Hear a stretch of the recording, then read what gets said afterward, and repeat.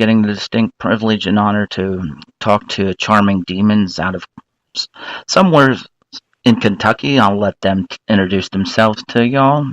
Why don't you say hi, fellas? Hello. What's up? How you doing? I'm Justin Grimlow. I'm the lead singer. Here with me is Tony Inkstead. He plays rhythm guitar. Fills in for the bass whenever the bass isn't available. Now Black is our normal bass player. Jaden Smith is our lead guitarist, and our drummer Anthony Medley. Cool. Well, thank you guys for taking time out of your busy schedule, I'm sure, to take the time with me tonight. So I appreciate this. That's no problem. So, getting right to the chase, whereabouts in Kentucky y'all from? Corbin, like, we live all over the place, but the Tri-County area, Corbin, Williamsburg. Okay. I'm pretty familiar with your band stuff now that I've listened to it, and it's really good. I've got to say that. And I've got to thank Christy Stewart, which I think you guys know her. Oh, yeah, it's fun, buddy. Yeah, Christy Stewart, the former DJ 90 Fox at the station, she said to check you guys out, so I wanted to do my due diligence, and yeah, she gave you guys a good thumbs up of endorsement. Yeah, we love Christy. Yeah, she's good people. She's really good people. My next question, tell me about the origin of the band's name. How did that come about? Well, it was in the running with about 15, 20 others, and we kind of flipped the coin until it's sort of a round-robin tournament until we finally settled on one. I'm actually the one that picked or that came up with that one. I liked it because it had a double entendre. You know, is it that we're demons who are charming, or are we charming demons? So. Very clever band name. Very clever band name. When you guys aren't performing together and rocking people's ears out, and you're not practicing, what do you guys do for fun? I'm a real big gamer. That's my main hobby. I play video games like constantly. What are some of your favorites? My favorite video game of all time is Kingdom Hearts 2. And I actually have a sword.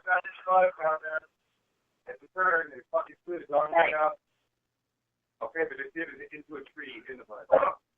It might have to work though. Mm-hmm. Kingdom Hearts 2. I have a sword from the game tattooed on my arm. It's my favorite game of all time. Very cool. Anybody else? I pretty much play music all the time. It's fun and everything else. I play in a country band too. Playing all over the place. So would it be a fair guess to say that you find inspiration in some country music from time to time? Oh yeah, all the time. And you find any inspiration in any kind of music. I love it all. Okay. And the drummer here, I tattoo. That's my main occupation. And of course, it's one of my favorite things to do. Other than that, I'm spending time with the family. Okay. Anybody else? Yeah, I'm a big family man. I got a wife and 2 kids, and if I'm not playing music, I'm hanging out with them. Okay. Would it be a fair guess to say that you guys' music, based on what I heard, sort of has a blue-collar feel to it? Yeah. Oh, yeah, most definitely. Yeah, nobody in this band has money. We're all broke. Yeah. You know, we really had a southern flair that we had into it, but I like to think it's fairly unique. I don't have a lot of people doing that, not the way we do it. Mm-hmm. Okay. Last question in this first segment. What sets you guys apart from other bands in your area? The live show. Yeah, the live show, we definitely stand out in it. Guitarists and bassists and vocalists, they're all up and in the crowd and trying to get everybody involved into it. And then, we also stand out. There's not a lot of our local area and the local bands have clean vocals, and we kind of throw a loop through people whenever we play a live show with a bunch of metal bands, and then they hear us, and so we got clean vocals. Okay. And We're kind of on the line of rock and roll and metal. So true Southern rock and a little bit of metal mixed in. Yeah. Much. Okay. Cool. do it, Mountain. I think we've coined the term on it. Mountain metal is what Mountain metal. Cool. I can get down with that. Like I was just about to ask to start the second segment. If you had to put yourselves in one genre, what would it be? mountain metal. Metal. But mountain metal. That's a very interesting perspective. Yeah, we got to stick into the Appalachia too, so it don't hurt nothing. Right. And if you're in the mountains playing metal, nobody's going to distract you or disturb you, for that matter, or tell you it's too loud. No, that hasn't been a problem yet. Okay. When you're not playing music and jamming together, what's your 9 to 5 like jobs? You want to talk about those a little bit? I work at a place in Corbin called the Rookers. Been there for over 50 years. It's a big deal. It's one of the biggest restaurants in town. People come from all over to eat there. I'm a drive-through cashier at Taco Bell. Everyone laughs. Well, At least they have a flexible schedule. Yeah. And then the drummer, I'm a tattoo artist, 9 to 5. Distinction tattoo in Lily, Corbin. Okay. What kind of things do you like to draw? New school, old school, kind of a neo-traditional seems to be my drawing. But I like the tattoos, black and gray, and bright color comic book style pieces. he's done most of my work. All but like two or three of my tattoos were done by him. That's cool. Yeah, it's handy to have a tattoo artist in the family. Yeah. We pay full price though. Having a tattoo and artist in the band, I'm sure, saves some expenses if wanting work done. And I'm just I do temp work in factories. Okay. Whenever I can get. Looking information. Okay. Here's a good question, maybe. What would you say to those people that don't know your music but should know your music? Those people that aren't familiar with it, what would you say to sell them that they should be listening to your music? It feels good. It sounds good. And it plays good. You should give it a listen. Come to my band. It's real. That's the most important thing. It's not overproduced. You know, it's raw. You said it right earlier, though. That's that blue collar. Blue collar. You know, we play with these guys and we get up there and they're rocking thousands and thousands of dollars worth of equipment, and you know we're up there playing our hearts out on stuff that's held together with duct tape and giving them swipes to ship. Mm-hmm. Okay, the last question in this segment. When you're playing shows, how do you interact with the crowd, and how do they interact with you to continue the flow of energy, not just with the music, the lyrics, and everything, but how does the flow of the energy encompass the room when you guys are jamming? We're all over the stage. a couple of bits that we do in certain songs. It doesn't stop at this stage either. Me and Tony over here get out on the floor and hang out with the crowd during the set too.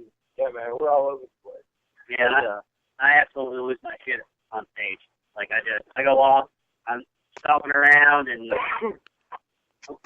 playing real heavy and real hard. Slapping the bass. Yeah, and we got some little gimmicks as far as live performance. Whenever we'll ask certain questions, and then depending on the response is who gets to play solo that night, or coin flips and stuff, and it kind of gets them interested to see which one they're going to see get to do the solo, Mm-hmm. and if they've been to shows and they get to see both of them, or, and they see that both of them can actually play. And I've got a little bit I do playing slide on the guitar with the microphone. Mm-hmm. Drummer, he's active too, that helps get the energy up. We always give away a free disc to the person that goes the hardest in the crowd. Yeah, whoever rocks it out, man. If we ask a question, everybody sits there like a pile of logs, and there's one person that stands up and hollers the answer, or even attempts the answer, even if it's wrong, they get a CD. Cool. If they're out there, there ain't nobody out there with them, and that person walks away with something every show. We played a gig at a place in Mount Sterling called Event 88. Tony asked the crowd who's here to party. One girl, only one. Right. Gave us a woo. There's only one. And instead, I looked at Tony. I'm like, she's the only one. And and then he pointed her out, and yeah, we gave her the free disc. Very cool. So you definitely try to encourage participation with your audience, and sometimes it may not be what you expect, but you still reward that participation with your audience. Oh, definitely. If you reward it, that's more people that one person's getting rewarded, and it's a psychological game within at that point that, hey, man, that guy got rewarded for doing this, let's all go do that. And at that point, it ends up with a lot more crowd participation. Yeah, I stand up in the middle of songs and I'll wave my arms around trying to, kind of doing the up and down thing, trying to get them kind of doing something that way. They realize I'm into it back there, I'm not just sitting there. Right. I'm actually into it. So. Yeah, I mean, we don't come up there to stand on stage and play our tunes. We came to have a good time, and we want the crowd to have a good time too. We've actually had a band, not to be named, that have asked us if we could cool our live show down after they've seen us sound check. Okay. I'm going to ask one more question in this segment, then we'll go to the third one. Okay, this is for the drummer. When if the guys throw you a curveball, like in the middle of a song and everything else, and then they just completely go a different direction, how do you respond to that curveball? Staying on point. Don't change. I don't change a thing. If I'm right in the middle of a certain riff on the drums, and then they throw a completely different riff in there, I keep my same riff that I know. And then, I hope that whatever they throw goes with it, and if it don't, they change it back.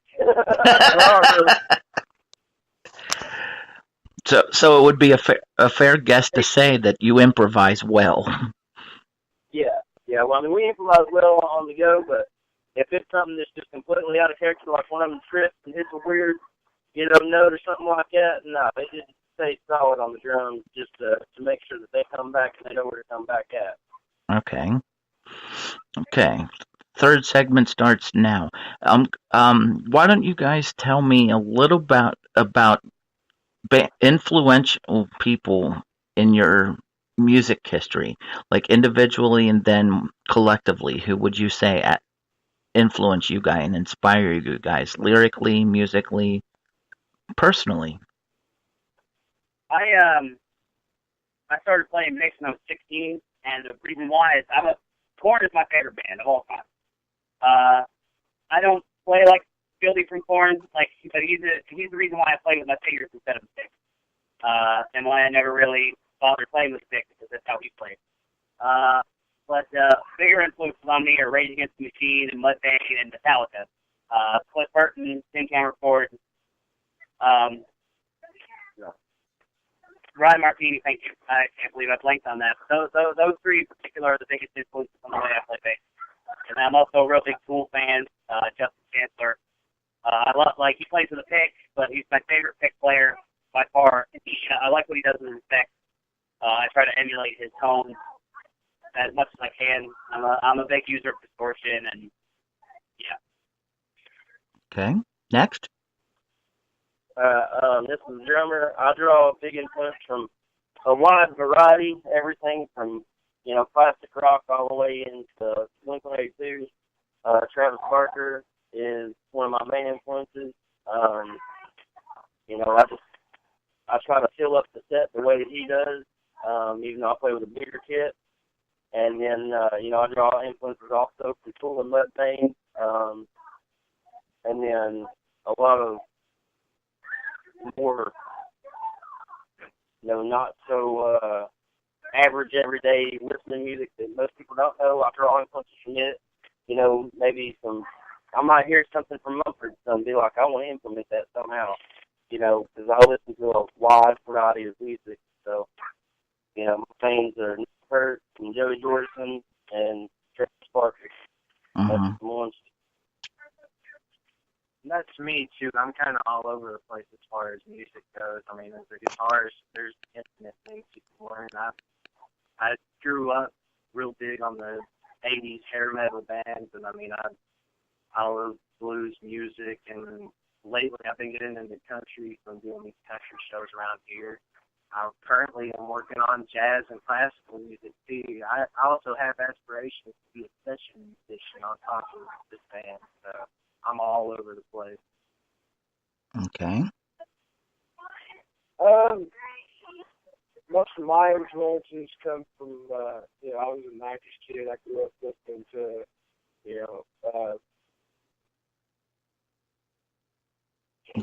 Punk and Godsmack, Metallica. I like to think that vocally, just the way that he applies the heat to his vocals, I take a lot of inspiration from James Hetfield. But yeah, like these guys, I'm all over the place. I listen to a little bit of everything. I mean, you never know what inspiration is going to come from.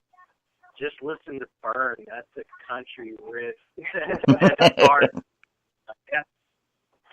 Yeah, I'll say that the band has a really swampy vibe to it. Okay. Along those lines, with the next question, if you could share the stage with some of your heroes, who specifically would you want to share the stage with? Oh, Lord. God, I want Dimebag on lead, Getty Lee on bass, Sean Bonham on drums, and Wayne Staley on vocals, man. I'll play rhythm. It's a super group.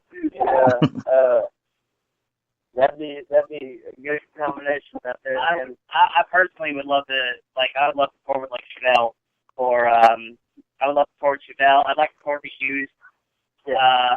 I'd like to tour with Korn, obviously. I would also Pie in the Sky. I'd love to tour with Slipknot. I don't think that would ever happen. Not because we would never get to that level, but that's too far apart spectrum-wise. We'd never be playing the same gauge as most of us in white. Yeah. I mean, I'd love to tour with Megadeth. Well, this far off the drummer, huh? Death Pug would be great to call it. Yeah.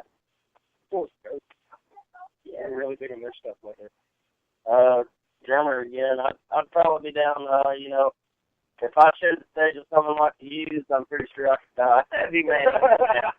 If it was still being vocal and just playing with them, and then acknowledge our presence, yeah, that was I've seen them live a couple times. They put on a great show. They even got their heart tattooed on me. So, I mean, that's just safe to say. If I've played with the Hughes on Blink-182 on the same stage with them, I'd definitely die happy, man. Anybody else want to answer this one? All on that one. All in on that. Okay. My next question. If I were, this is one of my toughest questions. This is going to get you thinking a little. If I were a major label executive, What would you guys say to convince me to sign you to that big deal so you could get your big break? We will play anywhere, anytime, with anybody. This is all we want, is to do this. Yeah, we're dedicated, and we change styles. Learn new abilities. We do what's needed to represent ourselves professionally and performance-wise, and keep track of it. Non-drug users, so that helps. Come see us live. Yeah, come see us live, And back on the point of all of us being all over the place as far as musical influence, we've got something for everybody. I mean, I'm sure we've got a song that'll fit a country fan or a blues fan. There's something that everybody can like somewhere. We are evolving. Every new song we write, we make sure that we are not putting out the same thing over and over and over again. We are always reaching, always looking for that new tone or that inflection that is going to elevate us to the next level. It's all about evolution. It's very, very marketable. Yeah, very marketable. Okay. Yeah, the guy that now his girlfriend told us that we're marketable. Okay. Last question, and it's not really, it may be a little tough, but maybe not. When you're playing not your stuff, when you're playing covers, who are some of your favorite artists to cover and what songs are they? Yeah, Rage Against the Machine. It makes me super happy. Which is really any of their songs is a great song to cover. It's just groovy. It's got groove. It's got, you can feel the inspiration whenever you're playing them. And the crowd loves it. That's the best part. Crowd pleasers. We've never played Fools on Parade and not got people moving. Yeah. And another thing, Dustin over here, our singer, is also a really, really good rapper, too. So it lets him kind of explore that side to him a little bit. He just needs to fit a little bit. Yeah, and then if it's not that, then really any old grooving classic song. And we do Rocky Mountain Way. That's actually the one I play with the microphone. Yeah, that's a great song, because that pulls, somebody may bring their kids to a show or their nephew or something like that, and they may not listen to rock or really that type of metal that we play. And then all of a sudden they hear Rocky Mountain Way start, We played the Hard Rock Cafe, and had little ladies out there trying to dance and stuff, like people that wouldn't have in a million years thought they had to our music. We play Rocky Mountain Way and they stand up and they're interacting with us. And then they start paying attention to every other song after that. So yeah, Rage and Joe Walsh, great cover songs right there. For sure.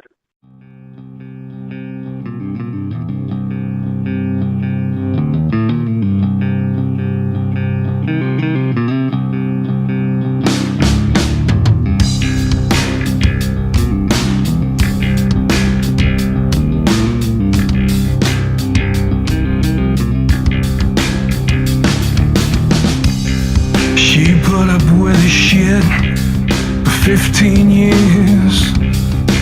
He would never quit, no matter all the tears that she cried. She died a little inside every time he touched her. Now it's time to burn a motherfucker. Pour a trail of gasoline and let the show begin. And if she winds up in a cell, he'll never touch her again. Sit back and watch it burn. Sit back and watch it burn to the ground. Sit back and watch it burn. Just sit back and watch it burn. Sit back and watch it burn to the ground.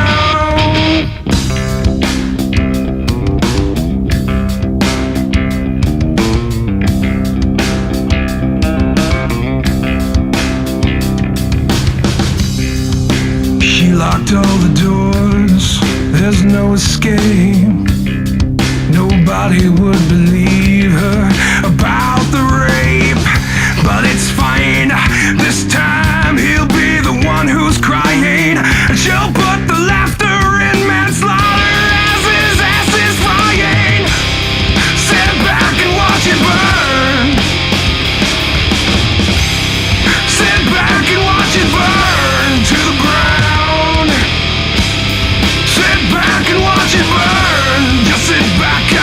shit